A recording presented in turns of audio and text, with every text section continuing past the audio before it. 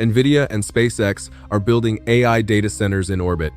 Actual GPU racks flying through space at 17,500 miles per hour. I analyzed 28 sources to break down what Starmind actually is, why they're doing it, and whether this is genius or insanity. Here's everything you need to know in under 3 minutes. I'm an AI researcher, which means I pulled data from 28 sources: financial reports, engineering analyses, official announcements, and expert commentary. Synthesized without any sponsorship or bias. No one paid me to hype this up or tear it down. On August 4th, 2026, SpaceX and Nvidia announced a partnership to build orbital AI data centers under a program called Starmind. This isn't a concept video or a press release with no substance. They've laid out real hardware specs and a launch timeline.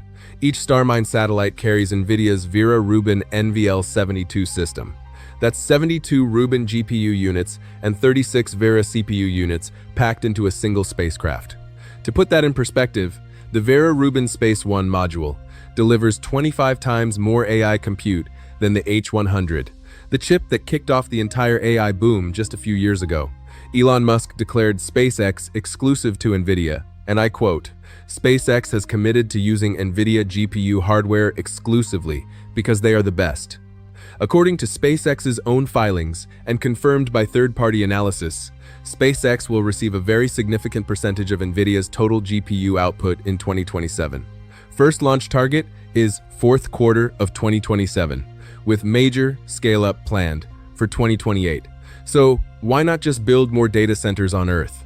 Because AI data centers are hitting a wall. They need insane amounts of electricity, millions of gallons of water for cooling, and land that's increasingly unavailable near power grids. In sun-synchronous orbit, that's about 500 to 600 kilometers above Earth. Solar power is nearly 24/7, with no weather interruptions and no electric grid needed. The vacuum of space lets satellites radiate heat directly into the cosmos.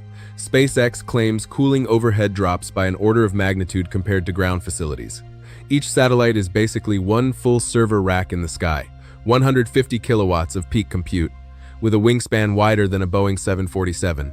We're talking 110 square meters of deployable liquid radiators just for thermal management. And here's the clever part. Processed results beam back to Earth through Starlink's petabit-scale laser network. So, the satellite sends answers, not raw data. Now, skeptics, and there are credible ones, argue that this is an engineering pathfinder, not a done deal. Radiation fries, electronics in orbit, there are no repair crews in space, and cooling in vacuum is harder than it sounds. You can only radiate heat, not convect it. And the Stefan Boltzmann law puts real constraints on how fast that works. Combining official specs with independent physics analysis gives us a clearer picture. Multiple independent analysts point out that real performance could be around 25% lower than advertised. Roughly 53 kilowatts per ton versus SpaceX's claimed 70. The scale ambition is staggering. SpaceX filed for up to 1 million Starmind satellites. That's 100 times larger than the current Starlink fleet, which took 7 years to build. They're not alone either. Google, Blue Origin, China, and startups like StarCloud are all racing toward orbital compute. But SpaceX has a unique advantage no competitor matches. They own the rockets, the laser communication network, and now have exclusive access to Nvidia's best hardware. That said, Musk is famous for missing ambitious deadlines. So, multiple analysts suggest treating these timelines as aspirational. Nvidia and SpaceX are attempting something that sounds like science fiction. GPU-powered data centers orbiting Earth, processing AI workloads, and beaming results back via laser. The tech exists on paper. Vera Rubin chips are real. This is year one of what could be a decade-long build-out.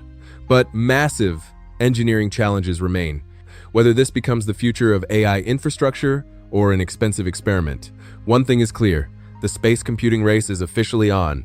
As always, this breakdown is unsponsored and unbiased.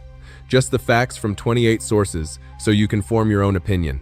If you want more deep dive breakdowns on the biggest moves in tech, hit subscribe. I analyze dozens of sources, so you don't have to. Drop a comment: do you think orbital data centers will actually work? Or is this peak hype? And share this with someone who needs to know that AI is literally going to space.